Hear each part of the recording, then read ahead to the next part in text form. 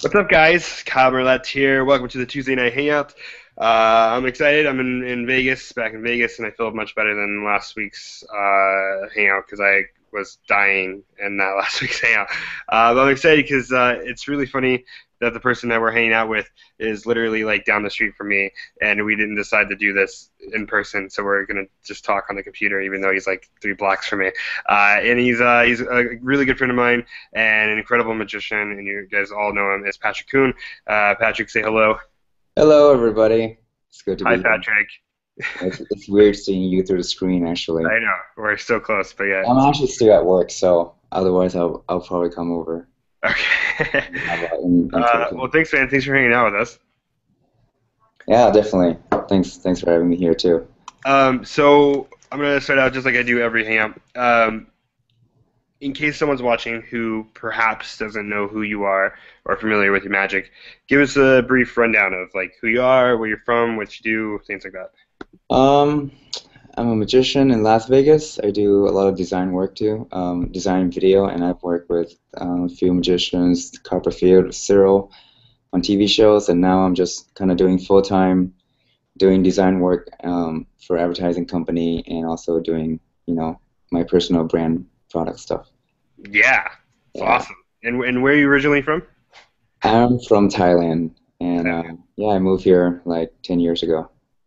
10 years ago and still has an accent. Did you move?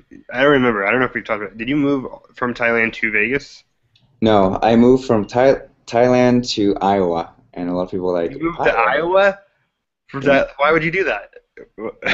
My aunt and my uncle lived there, so I just kind of moved there to see them. It was actually my first time speaking English, so I can actually kind of speak English now. Kinda. It took me 10 years, yeah. That's awesome. And then how did you get into magic? Um, since I was young, like, have at my school there's like fair and stuff in Thailand, and they have like all this like magic toy, and I remember buying Linking Ring when I was like, I don't know, like 10 years old. It was I can super. see you doing linking earrings. I can see that. Yeah. And then I never really, pursue in that career until a friend of mine showed me this one card trick where it's like a stack of cards and you put on your finger, and you slap it down. There's like one card left. Hmm. And for me, that was really strong because like it was the first magic that actually happens in my hand. So that for me really got me inspired. And then I started buying tricks and yeah, learned from Michael and Mark, Jeff McBride, and stuff like that. Sweet, And yeah, man. just start developing my own stuff and And now, yeah. what is your favorite style of magic that you do or perform? I mean, because a lot of people know you for card stuff, but let me say Yeah. so. Hold on, real quick. So a lot of people know Patrick for card stuff, but he's an insanely creative magician. Like we hang out a lot, and then we got to work briefly together with Cyril on some stuff, and some of the ideas that Patrick was throwing out were amazing, and we're friends, but I had no idea that he was such a creative magician outside of card material, so which was a surprise to me. So you don't only do card stuff, but what is your favorite style of Yeah. magic? I think we all start magic, with cards. I mean, it's probably like the easiest I form of started with magic that linking you earnings, can, but It's like a deck of playing cards costs you $2 and you can perform miracle. It's amazing. yeah. Um, but I started with card magic, and then I didn't really have a style back then. I was watching a lot of stuff from Dan and Dave, and Eric Jones had like really flourishy kind of visual magic too, and that really got me inspired, and that's kind of like how I craft my magic around. So I think most of my magic are kind of try to make it really visual. There's a lot of flicking alignment kind of thing where like it just happens. Probably a lot of aligning stuff where Very like it precise looks like I'm using magic. a flap card. But yeah, I mean I love impromptu card magic. I try to make gimmick magic impromptu and still have that fairness to it. Like a haunted deck, impromptu invisible deck, impromptu card rise, stuff like that. Hmm. But after moving here in Vegas, working with Kaylin, Blake, and Dan White, and a lot of these amazing people, then I started to get inspired to think outside the box and do more things outside of playing cards. So yeah, I've been working. doing with ring magic, money magic, like a lot of different things. Sweet man. Yeah, I mean your stuff out like your card magic is great, and I mean it's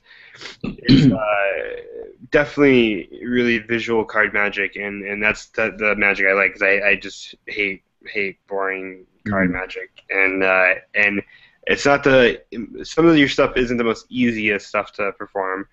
Yeah. Um, Not all of them. Not Actually, all, on the new DVD, it's actually not that hard. really. To be honest, yeah. Sweet. Okay. And yeah, and your stuff outside of card material is awesome. Like some of your Ream stuff is awesome. Like it's so good. And yeah, that's very cool. One thing we had in the chat, I don't know how this is supposed to be said, but Nick Popa says, "Does it help being Asian when creating magic?" I don't know that exactly how that you're supposed to take that. I think being Asian doesn't really help you create magic. It helps when you're executing selects we were born with fast hands. That's Yeah, what. you're like a ninja, basically. Yeah, so when you first learn magic, like double lip is like nothing. You can do it. Pinky counting is Yeah. whatever, you know. So you kind of briefly talked about this.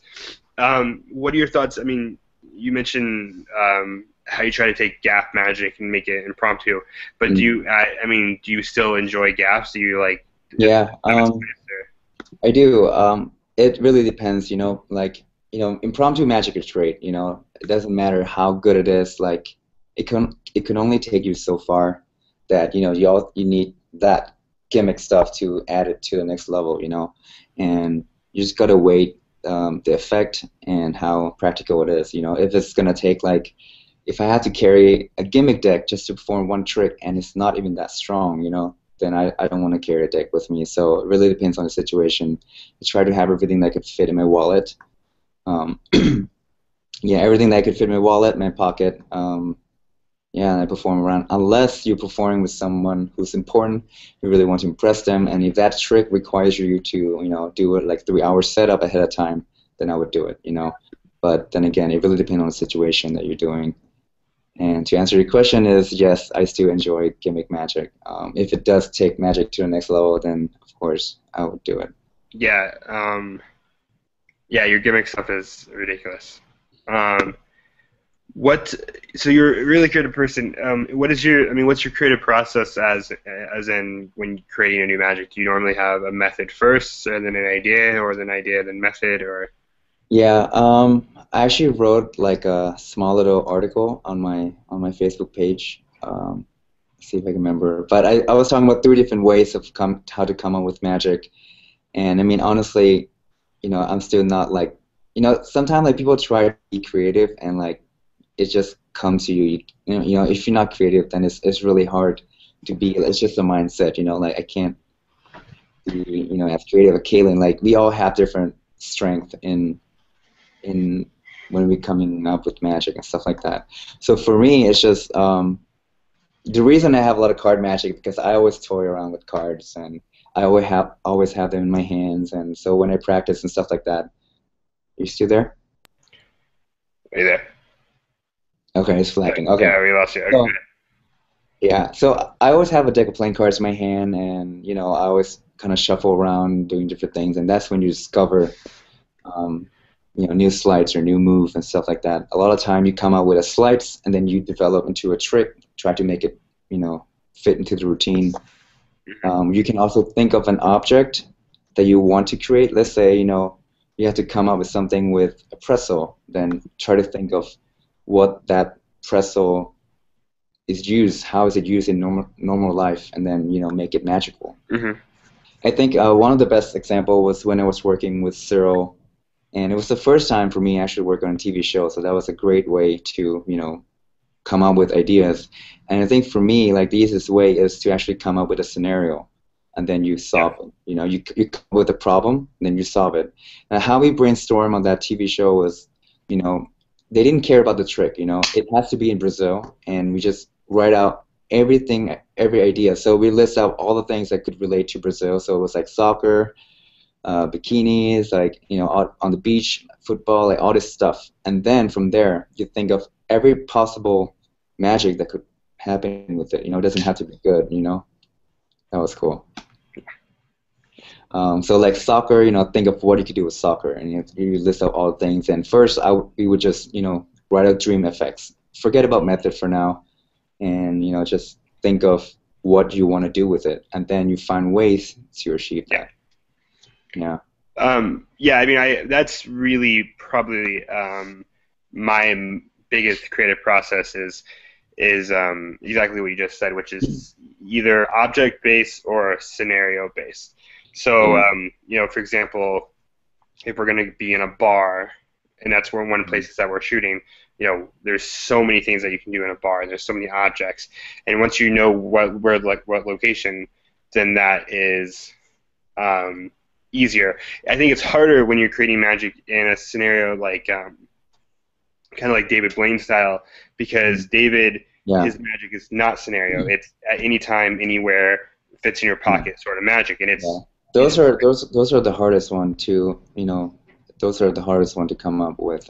The one that's practical and visual and, you know, can be performed anytime is really hard.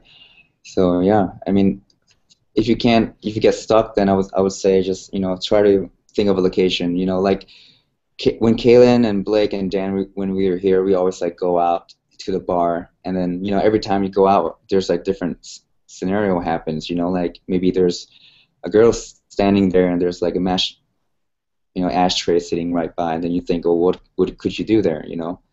Yeah. So it's a fun way to do it. Just go out with friends and, you know, try to create a challenge. You know, try to think of something on the spot that really helps. Yeah, I totally agree. This is something I came up with the other night. You have a playing card and you have a bell. That's cool. Yeah, and then I'm working on it so that I can show the other side, because you can't. Out of all the stuff that you've created, because you've created stuff for, you know, David and Sale and things like that, what is the most that you can talk about? What is the most? What's the thing that you've created that you're most proud of that you can mention? Let's see. I would say a prediction trick on David's show right now. On Magic Blisters? On David Copperfield live show, there's an effect deal. It's a future prediction. Which part are you talking about? The poster thing. Okay, cool. And then the whole entire trick. Yeah, it's like a future prediction kind of thing, and you know, it happens on spectators on the phone, and there's also a physical prediction and stuff like that. It's hard to describe, but you know, if it's pretty great. It's probably one of the strongest pieces in David's show right now, I would say. I was pretty excited for that. It was hard. That's great. Yeah, you go watch David's show next time you're in Vegas and see it. One question that we had from Noah, it says, what are the tricks that you carry in, it's a two-part, what are the tricks that you carry in your wallet, and what trick do you use as an opener? The first thing you show people when they ask you to see a trick. Oh, he's actually pulling out his wallet. Okay. Let's see if we can actually do this. To answer your question, the trick that I perform a lot normally to open is probably the ring trick, because I think it's, you know, it's organic, and it Plus doesn't you have it on you at moments, you know. Say it again? And you always have it on you, which is nice. Yeah, I always carry it with me just to practice, like to practice on my hands, and you know, try to think of new ideas that I could perform. But also, you know, it's really organic, and you could perform and borrow object, and it's not card magic, and people have seen a lot of card tricks, and so when you pull out a deck of cards, it's just, you know, sometimes it's just like, I've seen this trick before, you know, even though well, it's not even that. I think it's more along the lines that the moment you bring out a deck of cards, people have this cliche, almost hatred. Not that's a strong word, I know, but like this cliche feeling about magicians, and like, oh, here comes the card trick. But then if you can do something with you know, their drinking straw or a napkin or a ring or whatever, then it enhances everything already. Yeah, just a new trick I'm working on. Hopefully it works on this live camera. So this is a great trick to do for people in the bar. You borrow a dollar bill, you fold like this, and you fold like this. You might have already seen on my Valentine's video. But watch the bill. I just wave. I should change it. Boom. Real hard, and then you can give this out to a girl. They can keep that. Yeah, I have more than one heart, so you know I gotta. Yeah. Okay. Okay, well that was cheesy. And how does that work? Like, how does that work on girls? So yeah, that's a fun trick that that I've been playing with. You might have already seen on the Valentine's video. Okay. Yeah, the stuff you carry in your wallet is really strong and strong magic. So that's one of them. Like I try to carry like as much as I could without bulking my wallet, you know. So like you know loops or money gimmick or coin, chocolate coin. One question that we had from Justin. I mean, the answer to this question is yes, but what is your thought on, it says, can magic be used to help you meet and talk to people? I mean, what's your experience? I mean, have you ever gone up to people and shown them magic so therefore you can talk to them, or do you only bring out magic when someone, you know, mentions, hey, can you do something? It's different now. Like, I think when I first started magic, when I first moved to the States, I've never been to a school with girls before. Okay, that sounds crazy, but the school in Thailand, the one that I went to, was all guys. So for me to be around girls for the first time and speak, you know, to learn English and to be able to speak English was really difficult for me. You know, and there was a girl that I really liked a lot, and for me to try to approach to her, you know, like when I can't even speak English, it was really hard. I was really shy. So yeah, back then like magic really helps me a lot. After a year of doing magic, then like I became another person, more confident. I think it really does, you know, help you have more confidence, and you know you can like talk to people more. I mean, if magic helps you open, then that's good. You know, like I don't like to do magic too much when people are asking me, because the reaction you get, it will be different than when you approach them. You know, so for me now, like I try to avoid that case. But yeah. So wait, so you don't like doing a lot of magic if someone asks, and that's because I do. It really depends, and I think a magic trick, with just one magic trick, you could read a lot about people. So it really depends on, you know, if you read them, and if they seem to be kind of like the skeptical kind of magicians, like, hey, magic boy, do magic to me, then oh, of course, you know, it's like for you try to fool them, and you know they're gonna be hard on you. It's really not worth it. So it really depends on the people. You know? Yeah, I mean, I think it comes. I mean, I think there are two types of people out there who want to see magic. There are people who want to see it for the enjoyment of seeing magic, and there's people who just want to learn and try to figure out how magic is done. Yeah, and for me to when we were on shoot in Canada for my DVDs, we had to perform every tricks live for a lot of people, and we always try to aim for that amazing, like, crazy reaction, you know. And it's always hard to get when you don't know the people sometimes, and you know they all give different reactions. So one thing that I found was to actually perform the ring. You know, don't give a chance for them to say no. I just walk up to them, introduce my name. Hey, this is Patrick. You know, we're shooting a magic video project, and I want to show you something real quick. Do you have a ring? And I just go on to magic. And for me to just do a ring thing, just like that, just one simple move, I could tell them if they're going to be a good crowd or not. Yeah, so, no, of course. So for me, instead of like taking magic like cards, have them pick a card, put it into the deck. You're wasting all this time and effort. It takes too long. Yeah. And so to pull out a ring for them is, you know, they don't know it's magic. So I think that's a good way to approach people, so they, you know, if the magic fail and the magic's not good, then you don't have to bring out cards, because you just kind of end there. One question that we had on the chat is, what inspired you to start doing your Valentine's videos? And I just pulled them up, and your first one that you did 2 years ago has 88,000 views, and the next one, and they've all been very successful. So you've done it for, I think, 3 years now. So what inspired you to do that? 4 years. 4 years? 4 years? Yeah. I don't know, like the first one I made for my ex-girlfriend, like as you can see, the video quality changed a lot over years, and the first one was just simple camera, you know, one take, that's it, you know, and I just kind of came up with a trick one day, and I just wanted to do something cute for them, for my ex-girlfriend, and then I was like, oh, you know what? I'm gonna trim some part that I talked to my girlfriend, and then I'm gonna upload it on YouTube. And then people, I guess, there's not that many Valentine kind of magic online, and so I guess people like it. People were asking, how they could learn and stuff like that. And then I make a quick webcam video, a tutorial on the first one, and I post it on my YouTube channel, and that got a big hit.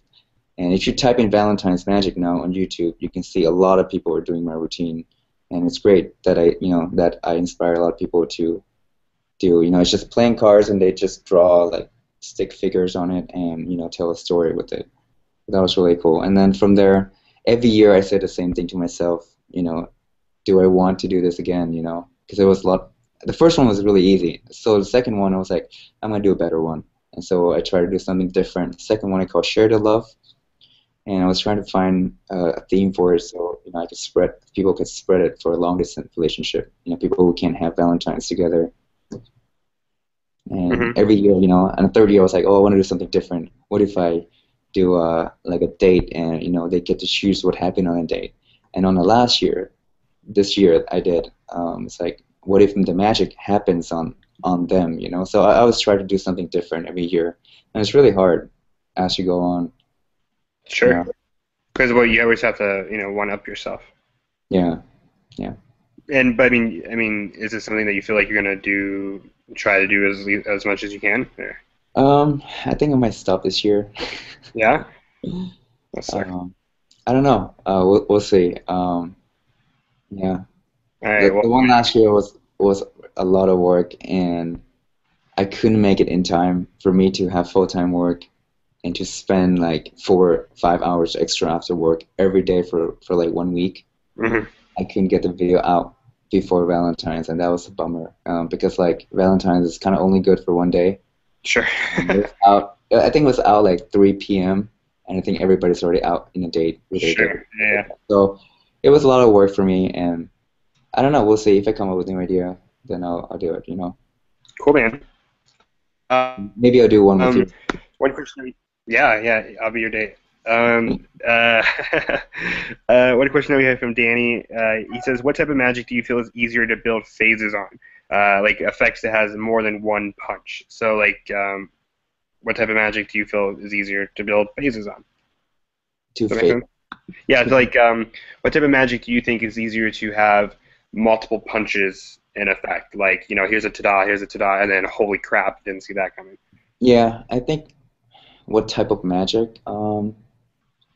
I mean, card is probably easiest, but like, I don't think every magic has like three face. I think three face is a good number. Three, like anything more than that, I think it gets too repetitive. Like ambitious card, when you do start doing like 4 or 5, it starts to get kind of Hmm. watered down. Um, I don't know. Like if you watch Cyril on his on his old Japanese specials, you can see he take magic, and there's always like a lot of kicker, like it's a routine, and I think his materials are really good inspiration for a lot of people, for me too. Like he takes different tricks, he combines them to a routine. But then again, it really depends on where you're performing this. If you're just performing in the bar, then you don't want to do a trick that's like too long. Or if you have a show, then that's different. When you have a show, you can have different phases like that. Sure. So what would you think? When is it appropriate to have that? Is it just whenever you're doing more of a routine than a trick? I Or? think more of like depends. If the trick itself is really small, then I think it's okay to do three. Like for example, like when I do my ring routine, I always have three or four face onto it because the thing is, it's small. If you just do one, you get good reaction, but it makes them want to see like a little more, and then you do another one, and then you want to end off with it. If some tricks that is already strong by itself, then you shouldn't be doing too many of it. Unless you're in kind of like more like a proper setting, like you got the crowd sitting, then you could really build the routine. But if you don't have time to do that, then just do something quick. Hmm. One question that we had from in the chat is, are you planning on releasing or teaching any of your Valentine's effects? Which I already know the answer to. So go ahead. Yes, I think it should be out in July. I'm really, really excited for this one. Actually, I don't have my cards with me, but if you have seen my 2012 Valentine's video, which is the one where I drew a heart and I paint the heart, and the heart's like slowly fill up, Hmm. turn into a rose at the end. All those cards, because like when I drew that, people were asking me where I get those cards or how do I draw those cards. Because they were into So, anime. so I redrew every single cards on Illustrator, and then we got them printed, and it comes with a special envelope and stuff like that. So it's gonna be really cool. We refined the new handling, and there's a lot of live performances and a lot of different endings that you could do. It's gonna be really fun. That's awesome, man. Yeah, and the trailer is gonna be really really cool. Dude, You haven't seen. Have I showed to you? no, no, but you should. Okay, I'll have to show it to you. But it's very different than any other Magic trailer you've seen out there. It's more like a music video, and we actually hired an actress to be in the show, so it was really fun. Yeah. Nice. Sweet, man. Well, tell us about that real quick. Let's plug Patch Fright. What is that about? Because let me make a point to say that Patch Fright is actually went live today, and you can Yeah. go purchase this, and you can learn 7 amazing card effects from the Patrick Kuhn, who we're talking to right now. So, what is that about? So Petrify DVD is a visual modern card magic that I've been working on for for the past years, and kind of compile like all the best stuff in there. It has everything that I think everybody could enjoy. There's a little bit of gambling stuff. There's some sleight. There's a color change. There's Sam's routine. There's card production. So I think it has everything. And the way we structure the DVD is that it's a routine. Once you watch all the 7 effects, it I talk about how to routine these, so you can start from doing, I talk about routining, like you were saying before, you can start out with this effect because, it's fast, and then you go on to this effect, and then you end with this final trick. So on that DVD, we covered a lot of things. It also comes with like special cards that you could put onto your deck and perform the color changing deck. It's so good. I had never seen you do that before, besides the trailer. Yeah, So good. yeah. So good. And that came out today, right? And I think it's shipping today. Yeah, it So was on exciting. order in the past two weeks. So Yeah, exciting. this is like my first DVD. So like, the reason like why, and then a lot of people try to come with tricks and put it out, and this DVD I've been waiting for a long time, and I think Sans Minds did an amazing job of producing these. I want them to be really really good. So yeah, I hope you all enjoy it. What one question we've had this asked a couple times? What effect out of everything that you've released are you most proud of, or do you think is the strongest piece that you've released? I know that's a hard question, but I would say probably Reflex. which is your ring two fingers? This is my ring effect. I'm a ring download. And I think the reason for that, because it's so simple and it's so strong. Like, It's magnets, right? yeah, the ring, you have to buy it and you have to cut it in half and there's magnet in it. Yeah. So, yeah, no. It's an impromptu ring magic routine that I do. And, a lot of people have been doing Kalen. It's one of his favorite effects. And you can see the reaction when you do the ring through finger. Because, like, the reason I like that trick so much is because there's no explanation, like, it's just, you can do Plus, it 10 going times. back to what we were talking about earlier, it's impromptu and it's so quick, and you can do it completely silent, which means you can do it in a loud Yeah, scenario. it's really visual. So I think for me to top that, the reason I like it because it's so simple, it's so short, visual, and like it's really strong. So like for me to meet all those criteria, it's kind of hard. A lot of effects, it's easy to. Um, Another question we had, and I know you are a designer as well, but what do you think you would be doing if you weren't doing magic? And besides design, because I mean, obviously you're a really great designer, but like if you could choose another profession that you wanted to do, what do you think it would be Mm, besides ninja? Can't be ninja. besides being ninja and being Asian. Yeah. I don't know. Probably, or before, I want to be a game designer Okay. to like, write codes for program and stuff like that. I mean, it's still design is wide, but I want to like create games. When I was young, I always create like this, paper game where I would like draw lines and you can do like rock paper scissors and you can move 2 steps and then you fight with the boss and then like you do it. I was doing that when I was little and that was really fun and I really want to do you know write codes and stuff. And then when I took one class, it was so hard that I couldn't pursue that major. I was like, I can't do it. And I was like, oh, let's do design.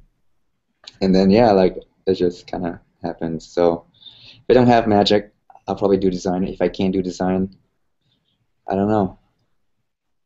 Sweet, man. One question that we just got. Uh, he says, "Hey Patrick, what?" Um, he says, "What is your impromptu card routine?" I'm not sure if he's asking what your favorite impromptu card routine is, or he just says, "What's your Maybe impromptu that card?" I do all the time. I guess so. Mm, it really depends on the situation. Like I said, I always have a dupe in my deck, so and a sharpie. So with that, you can do one trick and just end. Like it really depends on the situation. If I could only do one trick to a person and to really impress them for the night, then I'd like to do David Williamson Torn and Restore Transfo. So good. It has like multiple phase and it ends, and when the thing is over, then you have another kicker, and it happens in their hand.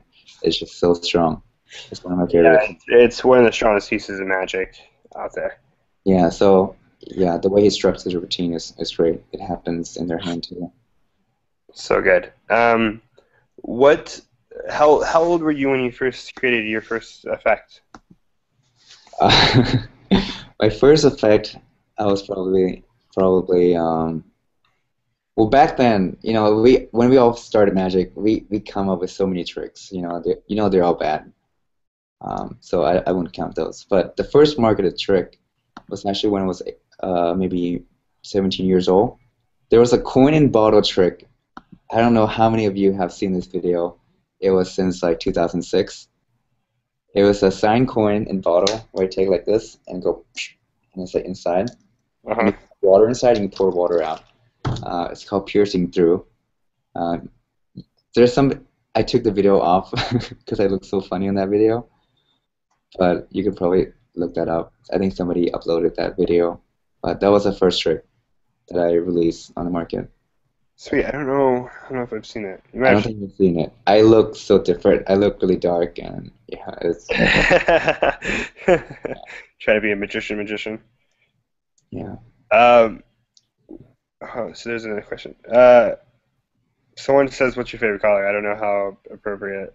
Favorite color? Yeah. My favorite color is probably orange. It's my logo too.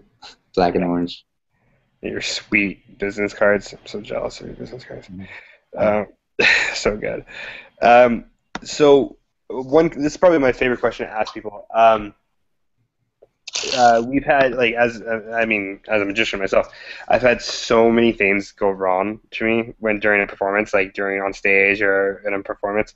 So what is the craziest thing that's ever gone wrong or happened to you, like performing? And I know you perform a lot in nightclubs, so I'm sure it has something to do with that. But what's the craziest things that's happened to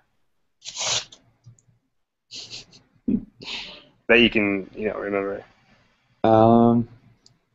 Nothing like too crazy, but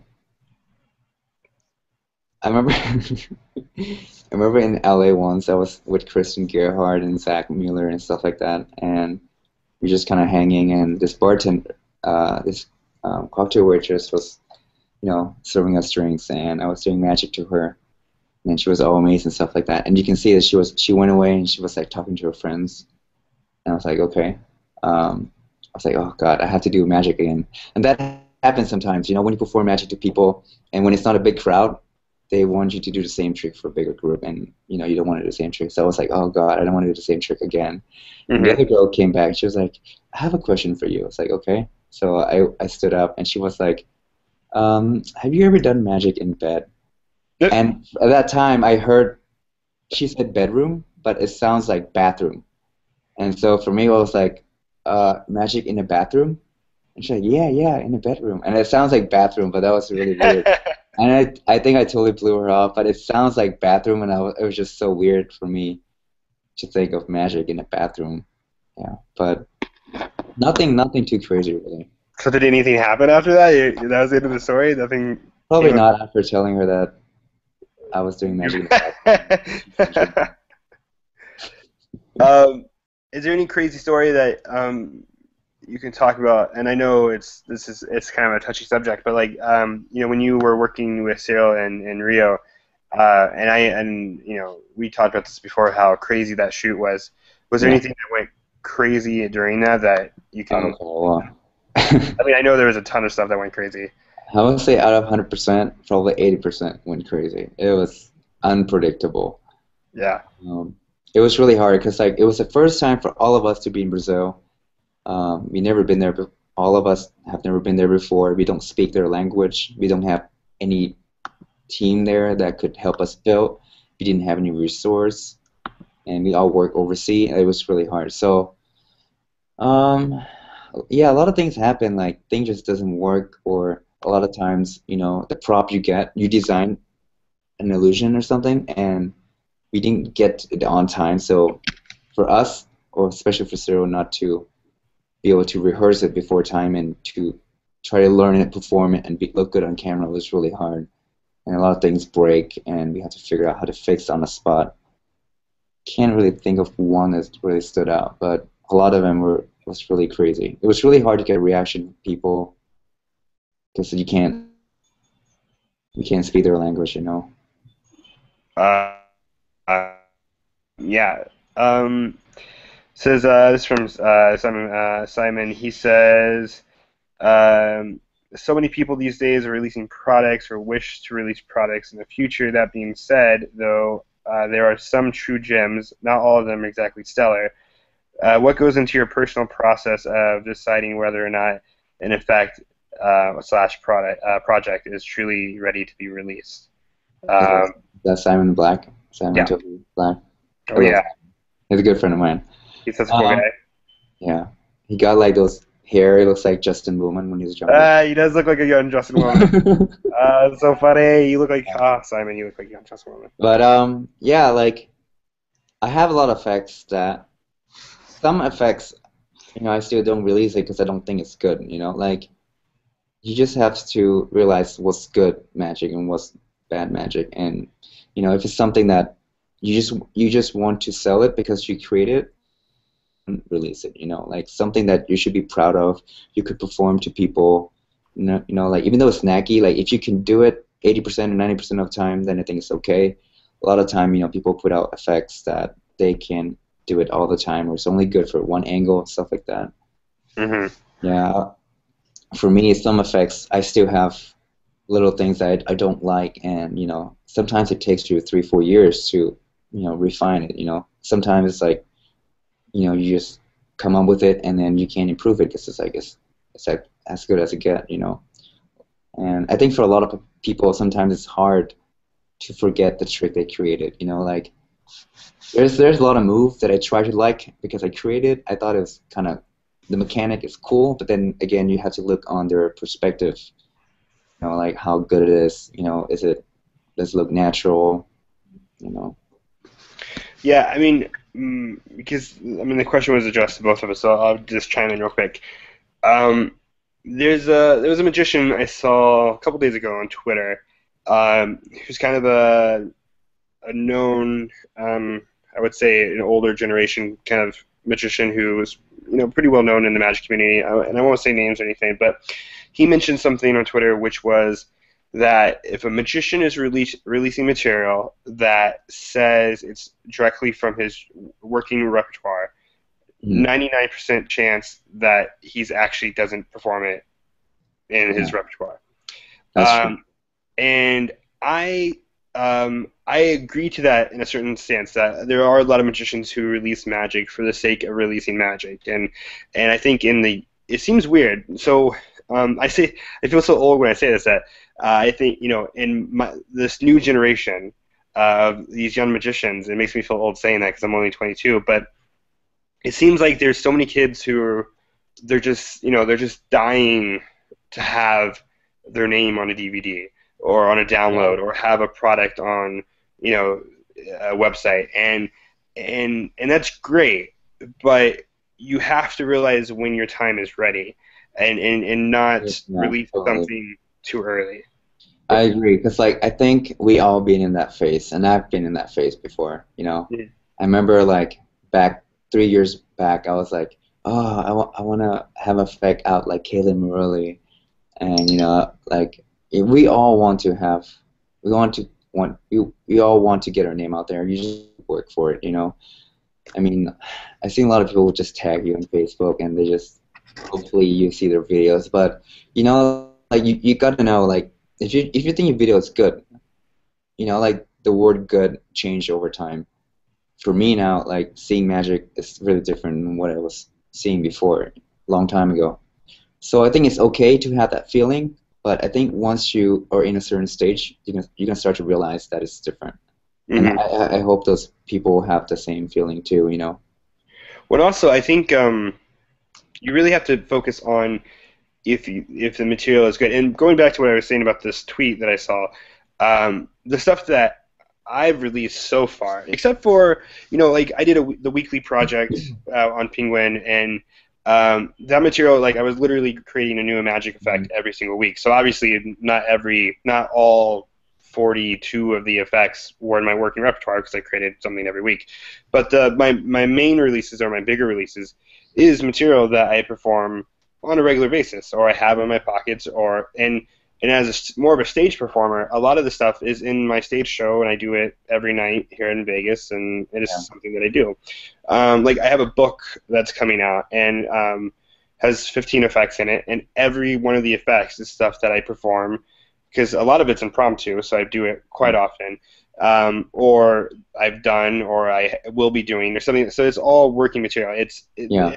That's the difference between guys like myself releasing material, or Patrick, you release material, and some of these younger generation kids that they're so young that they don't have working repertoire because they're And 12 and you don't and I necessarily think do I shows. think it's okay to release something that is not on working repertoire, but it has to be good or could inspire. Workable, at least. Yeah, workable at least. You can't create an effect that like is only good for this angle, like so like it, not all the magic in the market. I'm being honest here. They not all come from working repertoire, and Mhm. sometimes we put out stuff hoping that it could be developed or inspired, but it has to be in a good stage at least. You can't just put out half trick in the market and hopefully you sell it. You know. Sure. Yeah. Sometimes some people are not performers, they're creators, so for them it doesn't mean that the tricks aren't good because they don't do it, because they're just not that type of And magician. I personally, I don't really buy a lot of magic, but the magic that I do buy, I love that because it gives me 100%, and it puts the ball in my court to take a pre-existing method and put Mhm. my presentation. And one good example I would say of this is my friend Andrew Main. Everything that Andrew's ever released is, and I mean this in no disrespect, but I think everything that he's released is a great idea, and the method is there and the gimmick is there for you, but there's no routine and no premise. And Andrew will admit that to himself, and which is great though because that gives you a chance to put your personality behind it in your Exactly. presentation. Yeah, and a lot of time we come up with tricks because we learn from other tricks. So it's okay to have different ideas and float in the market, and you develop it further, and we all gonna just push the magic forward. I think Hmm. the line just gonna change over years of what's good. Yeah. We're kind of getting near the end here. So, Patrick, what's next for you? Like, what's going on? I mean, I know you, Patrick. If I just came on, you have the deck, but anything else exciting or? Um, Besides from, because I'm doing work here too, we, I'm just gonna talk about magic. For magic wise, Now that I don't have as much time as I used to, I'm just probably focusing on probably doing lectures and doing products and stuff like that, and hopefully develop my own brand, do other things by myself. So I'm actually designing a necklace for myself with a little key. A friend of mine has sent me a quick picture. Maybe I could show it to you. But this is just for personal stuff. Um, it's just a cast of a little, like a key, Oh, nice. but it's gonna be in black and silver and stuff, and I just want to have it for myself. But I don't know. Hopefully, it could be something, or design something outside of magic. Sweet, man. Yeah, I mean that's really cool to have. And what's nice about that, and that's um, I'm gonna rant on this real quick because so you're very lucky because you're awesome at designing and video work and stuff like that, and that is probably because I get asked advice from young magicians all the time, and I'm sure you could agree with this. Um, they ask me what do you suggest I do or learn, and one of the things I suggest is sit down the magic book for a second or the magic DVD or whatever you're watching and learn other things that can help you in your magic career.